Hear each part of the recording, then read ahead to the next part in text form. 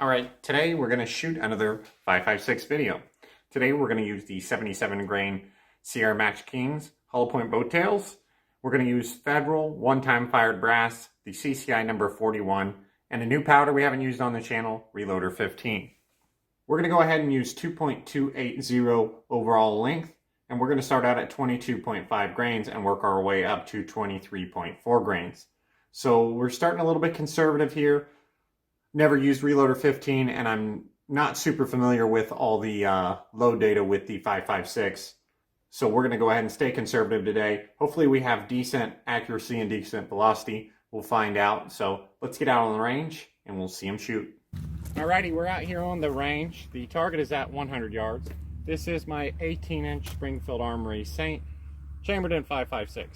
We're shooting the 77 grain Sierra Match Kings today in Reloader 15. The gun is nice and cool, but it is pretty warm out today. It's probably close to 75 degrees, even though we are into November here. We're going to start out at 22.5 and work our way up. We're going to shoot 5-shot groups here.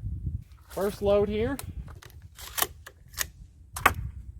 So this is using the once fired Federal brass.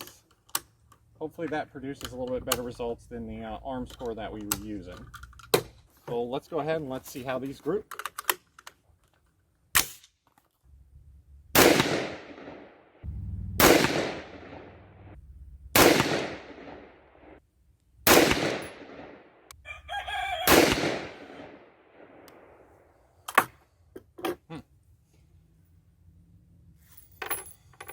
Next group at 22.8 here.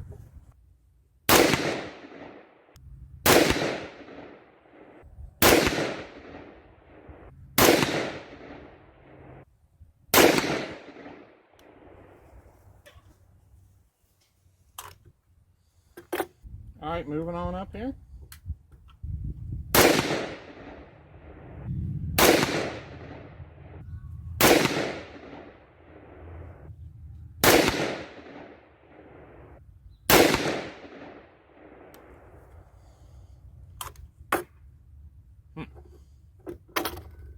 Well, these groups pretty much suck, and I don't understand what's happening with the velocities either. Alright, last charge here at 23.4. Seems like this has been kind of a waste of bullets here. I'm not really sure why. I'm going to have to go back and take a look at some things to see exactly what the heck happened. 'Cause I'm not super, I'm more into the 6.5 millimeter reloading, but 2,340 feet per second seems awfully low for 5.56, even heavier 5.56 bullets, I would think. I don't. All right, last load here.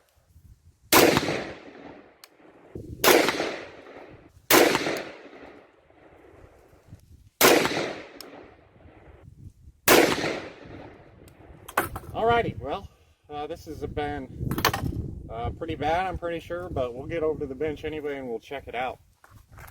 Alright, so we're back at the bench here, taking a look at the target. Pretty disappointing overall. The first charge at 22.5 grains, shot 2,327 feet per second, a 24.8 standard deviation, and just over a 2-inch group. Moving on to the next group at 22.8 grains, shot 2,380 feet per second, 34.1 standard deviation, and a 1.45-inch group. Moving on to 23.1, shot 2,426 feet per second, 53.8 standard deviation, and a 1.99-inch group. And the last group of the day at 23.4 grains, shot a 2,486 feet per second, and 35.6 standard deviation, and a 1.88-inch group. So I'm not sure what's going on here. The velocity is much lower than I expected. I thought we'd be somewhere around the 2,600 range at least.